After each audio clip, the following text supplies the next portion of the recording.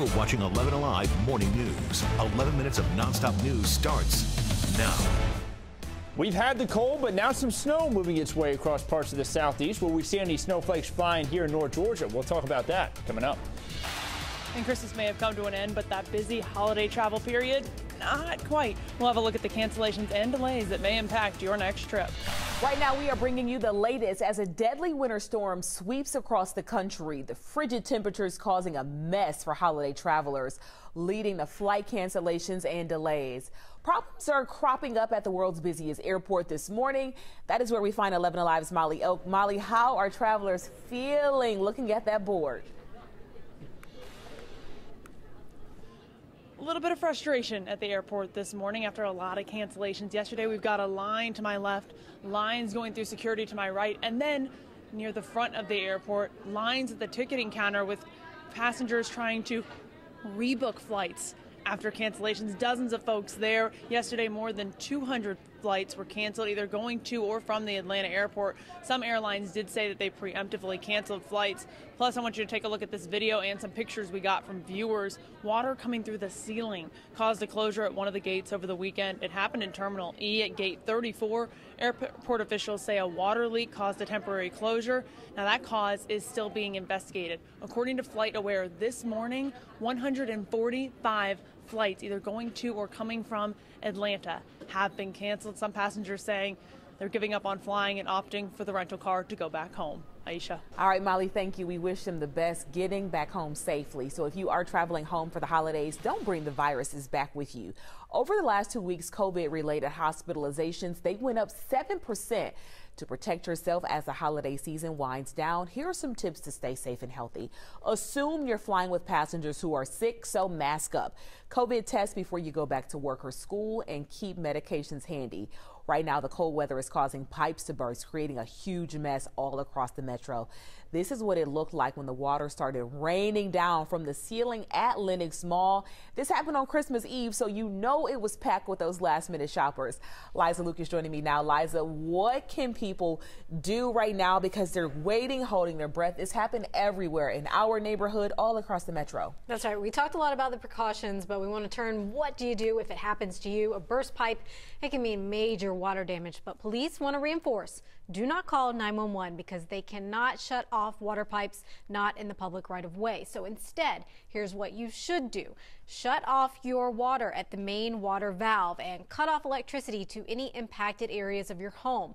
Then you want to get on the phone when you can with the plumber, and depending on the damage, you may need to contact a water damage professional. Whatever you do, don't leave excess water sitting around, as that can lead to mold and mildew. So use the mops, the towels, the wet dry vac if you have one, to soak up what you can. Now, if water is coming out of your faucets, even at just a trickle in freezing weather, there's a good chance that you have a frozen pipe. So you want to get in front of that, and we've got issues on how to handle that and thaw that frozen pipe safely. You can check it out on 11alive.com. Here are some other local headlines we're following for you. Police are on the lookout for a suspect accused of killing a man on Christmas Eve. Investigators released photos of a possible suspect from some surveillance video. Take a good look right now at this person in the white hoodie. That shooting happened just after 11 Saturday night at this gas station on Boulevard.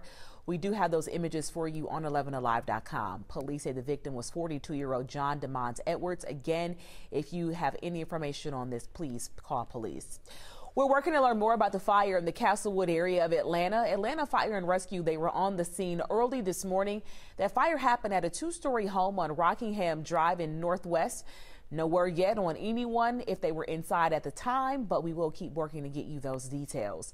Investigators are trying to figure out what caused the fire that killed a father and son on Christmas Day. It happened on Thompson Circle in DeKalb County. Officials tell 11 Alive crews responded just after 3 a.m. Sunday morning. DeKalb Fire says the son, who was disabled, was taken to a local hospital where he later died. The father was found in the home.